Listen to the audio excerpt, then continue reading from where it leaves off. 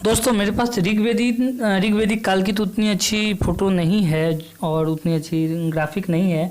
फिलहाल कुछ पिक है, तो इसको किसी धर्म से न मानकर आप लोग पढ़ाई लिखाई के सब्जेक्ट को मान के चले। दोस्तों मैं अपना टॉपिक शुरू करता हूँ। आज का टॉपिक है ऋग्वेदिक सभ्यता के प्रमुख जो तत्व है राजनीतिक संगठन। वहाँ के राजनीतिक संगठन किस प्रकार थे और क्या ऋग्वेदिक काल की राजनीतिक संगठन आज के राजनीतिक संगठन से अलग थे या फिर उनकी राजनीतिक संगठन अलग थी या कुछ और। चलिए दोस्तों वीडियो शुरू करते हैं।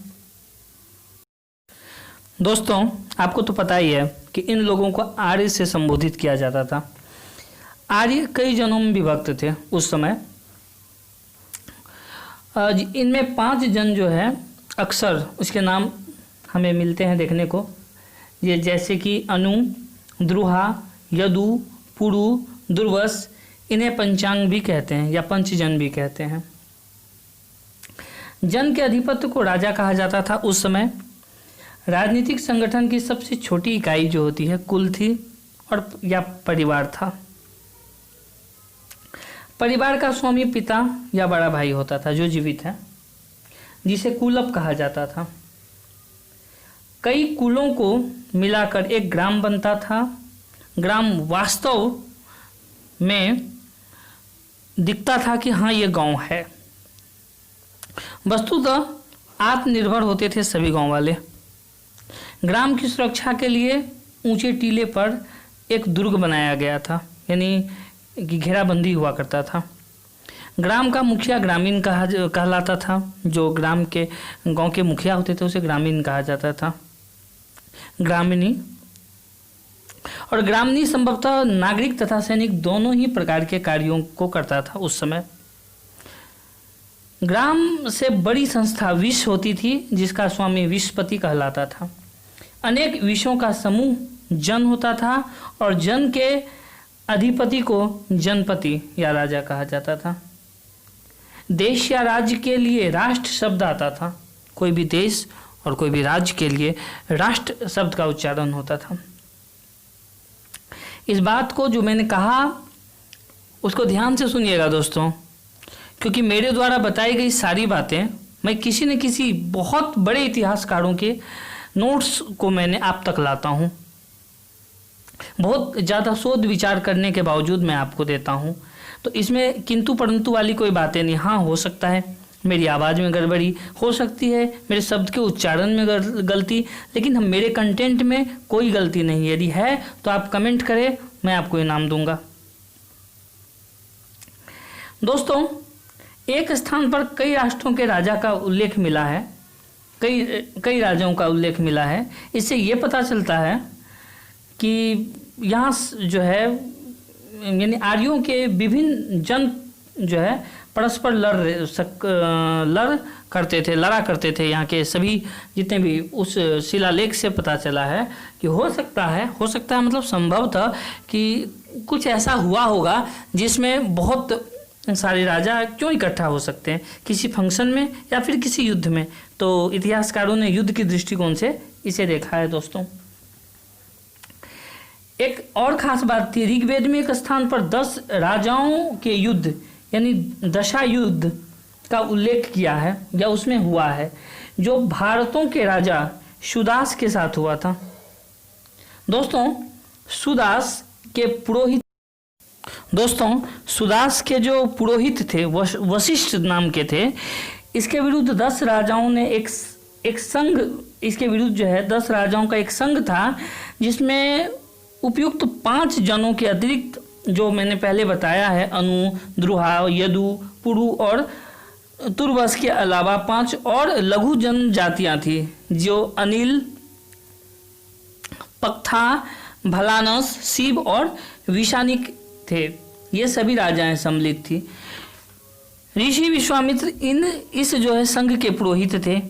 यह युद्ध पश्चिमी उत्तर प्रदेश में बसे हुए पूर्वकालीन जन तथा ब्रह्मावर्ती के उत्तरकालीन आर्यों के बीच उत्तराधिकारी के प्रश्न पर हुआ था।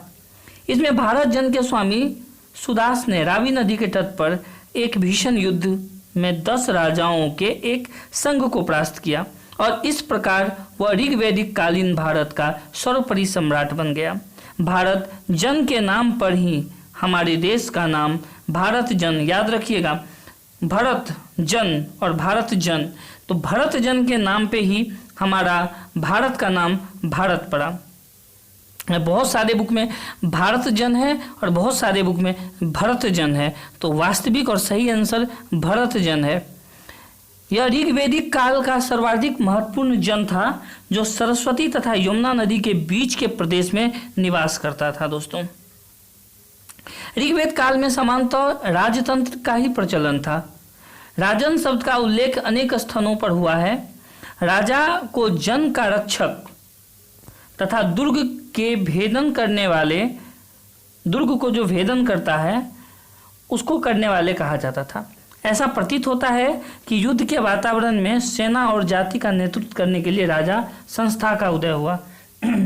यदि बात करें राजा का उदय क्यों हुआ, तो राजा का उदय जो है युद्ध और जातियों का या देखभाल पारिवारिक तौर पे सभी को समृद्ध करने के लिए ही इसका उदय हुआ। संभवतः हुआ होगा जो एक सशक्त और जो सक्षम लोग हैं उसे राजा के पद के लिए मनोनीत किया होगा या चुन लिया होगा, बाद में ये प्रथा कायम हो गई। राजा युद्ध में स्वयं जन का नेतृत्व करता है। राजा का पद इस समय देवी नहीं समझा जाता था। देवी ये समझ रहे हैं, भगवान के द्वारा दिया गया, नहीं समझा जाता था। प्रारंभ में इसकी स्थिति कबायली मुखिया जैसी होती थी, जैसे कबायली का मुखिया होता है ना, वैसी होती थी। कालांतर में सम्राट शब्द का उल्लेख तथा विश्वस्य भुवनस्य राजा यानी संपूर्ण संसार का राजा की अवधारणा से यह स्पष्ट हो जाता है कि राजपद अत्यंत गौरवशाली एवं प्रतिष्ठित समझा जाने लगा था। शतपथ ब्राह्मण में राजा तथा सम्राट में भेद है, अलग अलग है। शतपथ ब्राह्मण यदि आप पढ़ते हैं तो आपको उसमें राजा और सम्राट के अंतर्गत काफ़ी भेद पता चलता है। तो यदि समय मिलता है तो जरूर पढ़िएगा, काफ़ी इंटरेस्टिंग शतपथ है। दोस्तों, सम्राट को राजा से बड़ा बताया गया है, किसमें? शतपथ ग्रंथ में, शतपथ ब्राह्मण्य ग्रंथ में बताया गया है। राजा विशाल एवं भव्य राजमहल में निवास करता था, बहुत बड़ा था। एक स्थान पर सहस्त्र द्वारों वाले गृह तथा दूसरे स्थान पर राजप्रसाद को सहस्त्र स्तंभों वाला स्थान कहा जाता है। प्रारंभ में राष्ट्र की सारी प्रजा मिलकर राजा का चुनाव करती थी, परंतु बाद में यह पद अनुवांशिक हो गया। एक महान इतिहासकार जेपी शर्मा का विचार है कि इस काल के कुछ जनों में गणतंत्रात्मक व्यवस्था भी प्रचलित थी।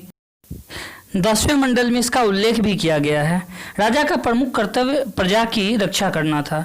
राजा के बदले प्रजा उसे उपहारिता देती थी, यानी टैक्स देती थी। ऋग्वेद में बलि शब्द का उल्लेख कई स्थानों पर मिलता है या देखने को मिलता है, अथवा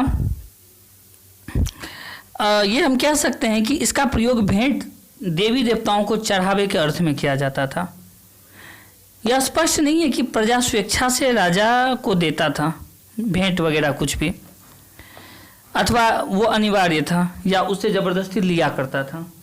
लगता है कि जन के लोग स्वेच्छा से इसे राजा को प्रदान करते थे, किंतु यहाँ भी किंतु आ गया है दोस्तों।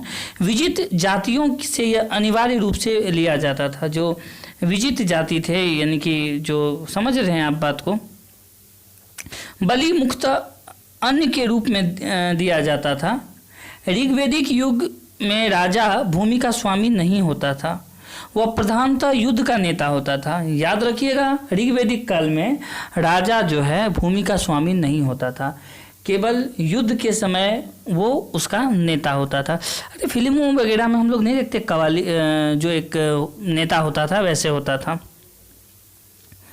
वह प्रधानतः युद्ध का नेता होता था। वह व्यक्तिगत रूप से युद्ध में भाग लेता था और राजा का वैधानिक तथा न्यायिक कार्यों में जो है विषय में ऋग्वेद की कोई सूचना नहीं मिलती कि राजा जो है इस तरह की कोई निर्णय लेता था या ऋग्वेद में न्यायिक कार्य में वो फैसला देता था या उसका फैसला को मान्य होता था।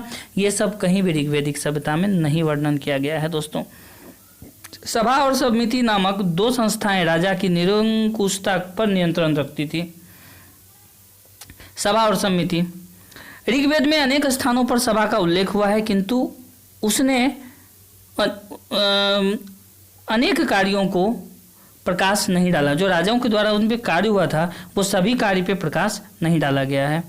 ऐसा प्रतीत होता है कि सभा कुलीन अथवा वृद्ध जो है मनुष्यों की संस्था थी, यानी कि कुछ जिससे उच्च कुल में उत्पन्न व्यक्तियों ही भाग ले सकते थे। इसके विपरीत समिति जो है सर्वसाधारण की सभा होती थी, जिसमें जनों के सभी व्यक्ति अथवा परिवारों के प्रमुख भाग ले सकते थे। इन दोनों की संस्थाओं का शासन पर महत्वपूर्ण प्रभाव होता था। राजा का जो विशेष अधिकार होता था, ये समिति यदि समझती थी कि ये होना चाहिए, सभा समझती थी, उन दोनों की मिली भगत से जो होता था वही मान्य होता था। यानी राजा उस समय इन दोनों के निगरानी में रहता था। ऋग्वेद में न केवल राजा तथा समिति के बीच पूर्ण सहमति अपितु समिति के सदस्यों के बीच परस्पर मैत्रित्व भाव भी होना चाहिए था। मैत्रित्व भाव पे बल दिया गया था। दोस्तों, मैं जानता हूं यदि आप यहां तक मेरा वीडियो देखे हैं तो प्लीज मेरे चैनल को सब्सक्राइब कीजिए। अब तो कर सकता हूं, बन सकता है मेरा सब्सक्रिप्शन। चलिए, धन्यवाद।